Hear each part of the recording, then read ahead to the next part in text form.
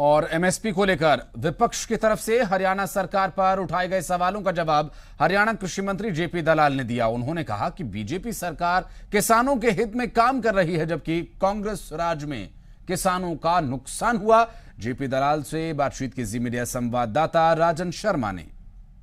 BJP सरकार का 2022 तक जहां दावा है कि किसानों की आय दोगुनी की जाएगी, तो वहीं विपक्ष जो है वो लगातार किसानों के मुद्दे पर हमलावर है और कह रहा है कि देखिए, आय दोगुनी करने की बात तो छोड़िए, बीजेपी सरकार एमएसपी तक खत्म करने की तैयारी कर रही है।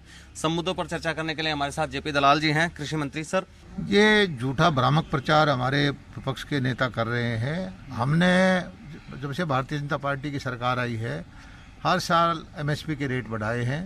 और हुड्डा साहब के वक्त में तो ना तो सरसों की परचेज होती थी, ना बाजरे की परचेज होती थी। किसानों का अनाज जो मंडियों में ठोकर खाते फिरते थे किसान, टाइम पे उनको पेमेंट नहीं होती थी। आड़तियों के पास उनका पैसा महीनों महीनों तक पड़ा रहता था।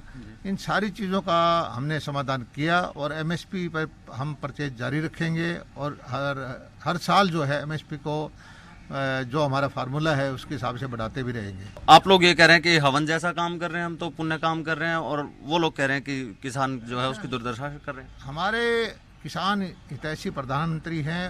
पहली बार उन्होंने स्वामीनाथन रिपोर्ट का बहुत सारा अंश उन्होंने लागू किया, किसानों की आमदनी बढ़ाने की पूरी कोशिश की। सबसे पहला काम जो किया वो फसल बीमा योजना का था, तब इससे भी ज़्यादा इन्होंने विरोध किया था। आज किसान जो है फसल बीमा योजना स्वेच्छा से कराने के लिए, आज स्वैच्छिक है, अब कोई कंपलसरी नहीं है, लेकिन उसके बावजूद खुद जाके करवाते हैं।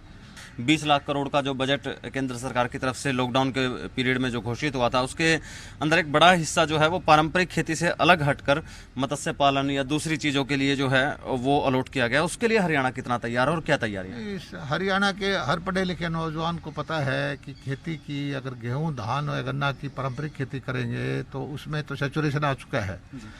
अब किसान की आमदनी को कैसे बढ़ाया जाए, उसके लिए है क्रॉप का डाइवर्सिफाई करें, बागवानी की तरफ ध्यान दें, सब्जियों की तरफ ध्यान दें, फूड प्रोसेसिंग की तरफ ध्यान दें, डेयरी की तरफ ध्यान दें, मछली की तरफ ध्यान दें, या कुछ व्यापार सीखें एग्रीकल्चर प्रोडक्ट का। और इसी दिशा में हमने पूरा मोदी जी ने स्कीम दुनिया भर की बनाई है। अश्विनी मनास के साथ राजन शर्मा, जी मीडिया, चंडीगढ़।